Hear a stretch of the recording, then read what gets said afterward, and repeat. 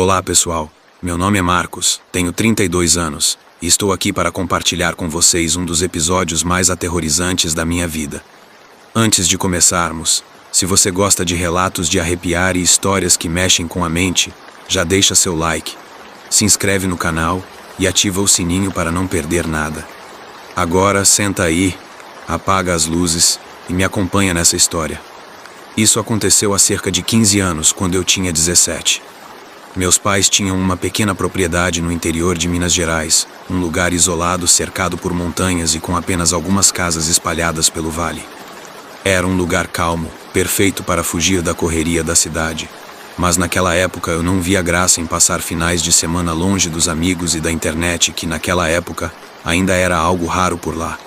Certa vez, fomos passar um feriado prolongado na fazenda. Meus pais tinham a ideia de restaurar a casa principal, que estava abandonada há anos. Era uma construção antiga, feita de madeira e pedra, e tinha um ar de imponência desgastada, como se carregasse décadas ou até séculos de histórias. Eu nunca gostei daquela casa. Algo nela parecia errado. Na primeira noite o clima já era estranho. A casa era fria, mesmo no auge do verão. As tábuas do chão rangiam a cada passo, e o som ecoava pelos corredores, como se houvesse alguém nos seguindo. Havia um silêncio opressor ao redor, quebrado apenas pelo som de grilos e pelo uivo ocasional do vento atravessando as janelas. Ficamos em 2 quartos no andar de cima. Meus pais estavam exaustos do trabalho no sítio, então foram dormir cedo. Eu, sem sono, decidi explorar o lugar. Peguei uma lanterna e desci as escadas. A sala principal tinha móveis cobertos por lençóis brancos, que pareciam fantasmas na penumbra. Caminhei até um pequeno depósito nos fundos, onde meu pai tinha guardado algumas ferramentas. Quando entrei, senti um cheiro forte de mofo e algo mais. Algo metálico, como ferrugem. Passei a lanterna pelas paredes e, por um instante, achei que vi algo se mover no canto. Deve ser algum rato, pensei. Mas, quando aproximei a luz, vi marcas nas paredes. Pareciam arranhões profundos, como se alguém ou algo tivesse cravado as unhas ali. Voltei para a sala principal, mas a sensação de estar sendo observado não me deixava.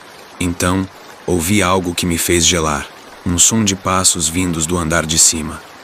Subi as escadas correndo, pensando que meus pais poderiam estar precisando de ajuda. Mas, ao abrir a porta do quarto deles, encontrei os dois dormindo profundamente. O som continuava, agora vindo do corredor. Fui até lá e, para minha surpresa, vi algo impossível de explicar. As portas do corredor estavam abertas, batendo lentamente como se uma brisa invisível as empurrasse. Mas o ar estava completamente parado e, no fim do corredor, uma figura. Era alta, magra e tinha a silhueta de um homem, mas algo estava errado. A luz da lanterna parecia atravessar Lu, como se ele não fosse completamente sólido. Quando tentei me aproximar, a figura se virou e desapareceu em um piscar de olhos. Passei o resto da noite sentado na sala, com a lanterna na mão, esperando o amanhecer. Quando contei aos meus pais, eles disseram que eu devia ter sonhado, mas ao mostrar as marcas no depósito, eles ficaram em silêncio. No dia seguinte, contratamos um pedreiro local para ajudar com os reparos, e ele nos contou algo que nunca vou esquecer. Essa casa tem história, viu? Dizem que o antigo dono desapareceu sem deixar rastros, e que, desde então, ninguém mais conseguiu morar aqui. Não sei quem ou o que era aquela figura, mas sei que não era apenas minha imaginação. Saímos daquela casa no mesmo dia e nunca mais voltamos.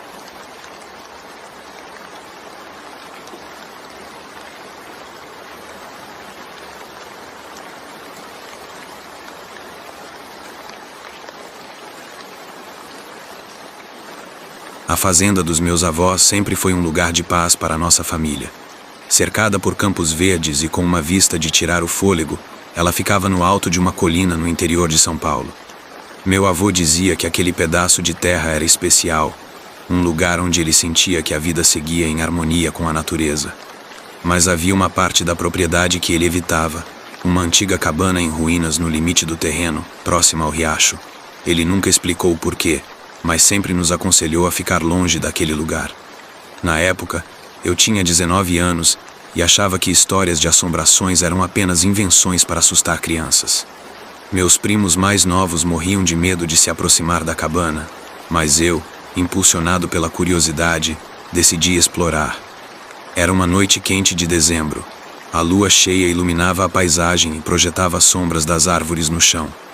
Peguei uma lanterna, disse para minha avó que ia dar uma volta pelo campo e segui em direção à cabana. Ao me aproximar, senti um desconforto inexplicável. O ar parecia mais pesado e um cheiro estranho, algo entre madeira queimada e podridão, começou a invadir minhas narinas.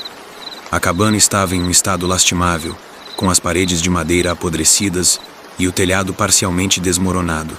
A porta estava entreaberta, rangendo levemente com o vento. Por algum motivo, hesitei antes de entrar, como se uma força invisível me alertasse para não ir adiante. Respirei fundo e empurrei a porta. O interior era pequeno e vazio, exceto por uma mesa quebrada e algumas cadeiras caídas. Havia marcas estranhas nas paredes, símbolos que eu nunca tinha visto antes, como círculos incompletos e linhas tortas. Passei a lanterna pelo chão e vi que ele estava coberto de uma fina camada de poeira, exceto por um caminho limpo que levava ao canto da sala. Ali havia um espelho. Era antigo, com a moldura manchada e o vidro levemente rachado. Não fazia sentido ele estar ali, completamente intacto em meio à destruição. Quando me aproximei, senti um arrepio subir pela espinha. Minha própria imagem no reflexo parecia distorcida, como se meus olhos fossem mais fundos e minha pele mais pálida. Foi então que ouvi o som, um sussurro baixo, quase inaudível, vindo diretamente do espelho. No início, achei que fosse minha imaginação, mas o som continuava, aumentando gradualmente. Não era uma voz comum, era algo gutural, um murmúrio em um idioma que eu não conseguia entender. Dei um passo para trás, e o reflexo no espelho fez o oposto. Ele se aproximou. Meus movimentos e os da imagem estavam descompassados, e o pânico tomou conta de mim. A luz da lanterna começou a piscar, e o sussurro se transformou em um grito ensurdecedor que parecia ecoar dentro da minha cabeça. Corri para fora da cabana sem olhar para trás. O som parou assim que atravessei a porta, mas o desconforto permaneceu. Cheguei em casa ofegante, sem fôlego e sem palavras. Não contei a ninguém o que aconteceu naquela noite. No dia seguinte, meu avô percebeu que eu estava inquieto e me puxou para uma conversa. "Você foi até a cabana, não foi?" Ele perguntou, com um tom grave. Quando confirmei, ele balançou a cabeça e disse: "Aquele lugar guarda memórias ruins. Dizem que o antigo dono fez coisas terríveis lá, coisas que deixaram marcas que nunca desapareceram. Desde então, nunca mais me aproximei daquele lugar. Mesmo agora, anos depois, às vezes sonho com o espelho e com a figura distorcida no reflexo, como se estivesse tentando me chamar de volta. Há lugares no interior que carregam histórias e segredos que nunca deveriam ser desenterrados. A cabana na colina é, sem dúvida, um deles."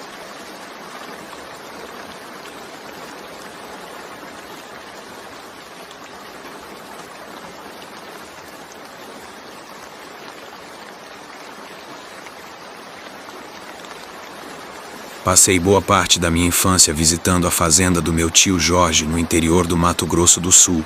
Era um lugar bonito, mas isolado, rodeado por milharais que pareciam infinitos. Durante o dia tudo era tranquilo, o cheiro de terra fresca, o som dos pássaros, a simplicidade do campo. Mas à noite o ambiente ganhava outra cara. Um silêncio pesado caía sobre a fazenda, e o milharal parecia mais um labirinto escuro e vivo. Era uma dessas noites que marcaram minha memória para sempre. Eu tinha 16 anos e estava passando o mês de julho lá, ajudando meu tio com os serviços da fazenda.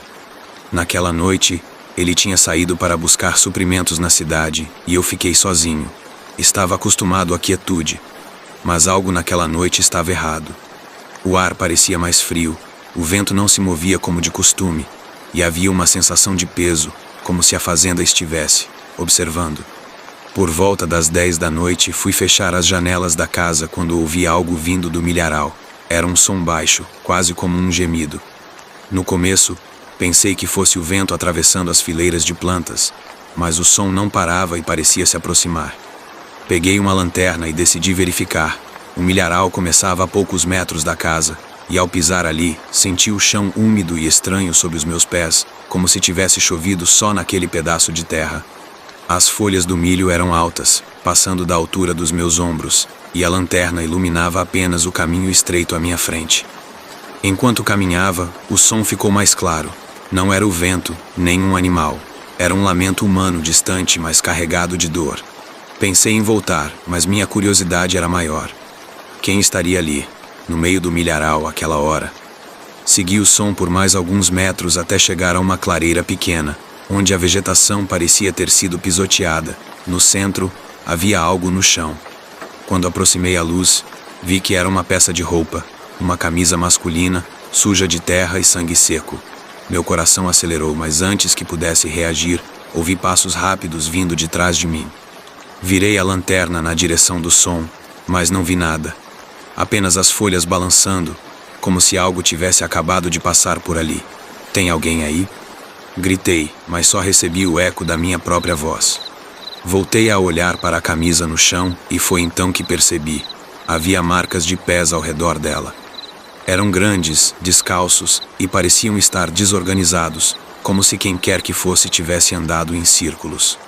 O lamento voltou, dessa vez muito mais alto, quase um grito. O som parecia vir de todas as direções ao mesmo tempo, ecoando pelo milharal. Meu corpo congelou de medo, mas meu instinto me mandou correr. Saí dali em disparada, tropeçando em raízes e quase perdendo a lanterna. As folhas pareciam me agarrar enquanto eu corria, como se o próprio milharal estivesse tentando me impedir de sair.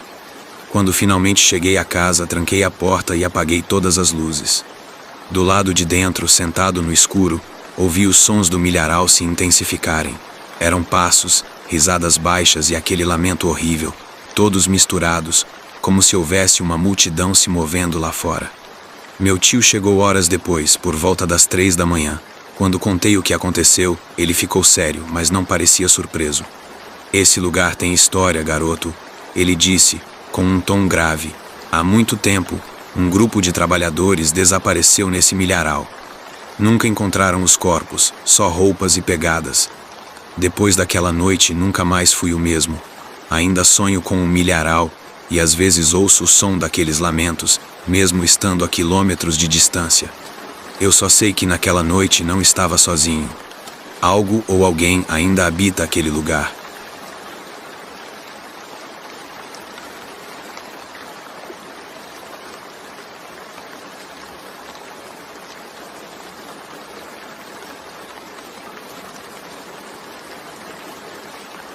Quando eu era criança, passávamos as férias em um sítio que ficava no interior de Minas Gerais. O lugar era cercado por serras, com um ribeirão que serpenteava ao redor da propriedade. Apesar do nome Ribeirão Seco, ele nunca ficava realmente seco. Suas águas cristalinas corriam devagar, criando um som relaxante. Durante o dia, o sítio era tranquilo e acolhedor, mas à noite, havia algo de inquietante naquele lugar. Minha avó sempre nos alertava para não nos aproximarmos do ribeirão depois do pôr do sol. É perigoso, ela dizia, mas nunca explicava o porquê. Nós, crianças, achávamos que era só mais uma superstição do interior. Até que em uma noite de lua cheia, descobrimos o motivo daquele aviso. Eu tinha 14 anos e estava no sítio com meus primos, Diego e Ana. Depois do jantar, enquanto os adultos conversavam na varanda, decidimos explorar o ribeirão. Era uma mistura de desafio e curiosidade afinal. O que poderia acontecer? Pegamos lanternas e seguimos pelo caminho de terra que levava à água. A lua cheia iluminava tudo, tornando a lanterna quase desnecessária. Chegamos ao ribeirão e nos sentamos em uma pedra grande à beira da água, jogando pedrinhas e conversando baixinho. Tudo parecia normal até que Diego apontou para algo estranho no meio do ribeirão. "Vocês estão vendo aquilo?" Ele perguntou, com a voz tremendo levemente. Olhei na direção que ele indicava e, no início, achei que fosse apenas um tronco flutuando. Mas, à medida que os olhos se ajustavam à luz, percebi que era algo diferente.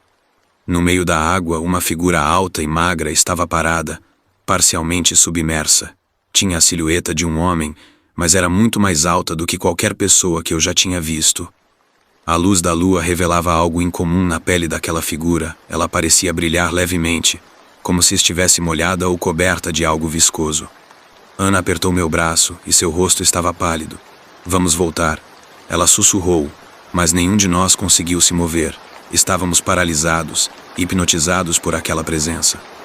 De repente, a figura começou a se mover lentamente na nossa direção, caminhando pela água sem fazer som algum, como se flutuasse. Quando ficou mais próxima, vi que não tinha rosto, apenas uma superfície lisa onde os olhos, o nariz e a boca deveriam estar. O pânico tomou conta de nós, e corremos de volta para casa o mais rápido que podíamos. O som do ribeirão parecia nos acompanhar, como se algo estivesse se movendo na água ao nosso lado. Quando finalmente alcançamos o quintal, olhamos para trás e não vimos mais nada. Entramos na casa ofegantes, e minha avó percebeu na hora que algo estava errado. Vocês foram até o ribeirão, não foram? Ela perguntou, com um tom de voz mais severo do que eu já tinha ouvido. Quando confirmamos, ela suspirou profundamente e fechou todas as janelas e portas. Vocês viram o que eu temia, ela disse, acendendo uma vela e rezando baixinho. Isso é o guardião do ribeirão. Ele aparece para proteger algo antigo, algo que ninguém deveria procurar. Perguntamos o que ela queria dizer com aquilo, mas ela se recusou a dar mais detalhes. Apenas nos mandou para a cama e disse que nunca mais voltássemos ao ribeirão depois do pôr do sol. Nunca soubemos exatamente o que era aquela figura ou o que ela protegia, mas uma coisa é certa, aquele lugar não era só um ribeirão comum. Algo antigo e misterioso habitava aquelas águas, e eu nunca mais fui capaz de encarar o som tranquilo de um riacho sem lembrar daquela noite.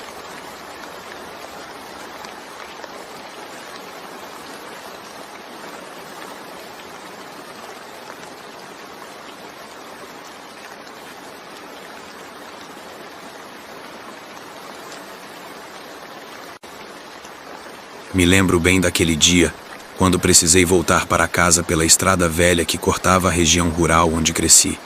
Eu estava com 28 anos e tinha ido visitar minha mãe no sítio da família no interior de São Paulo.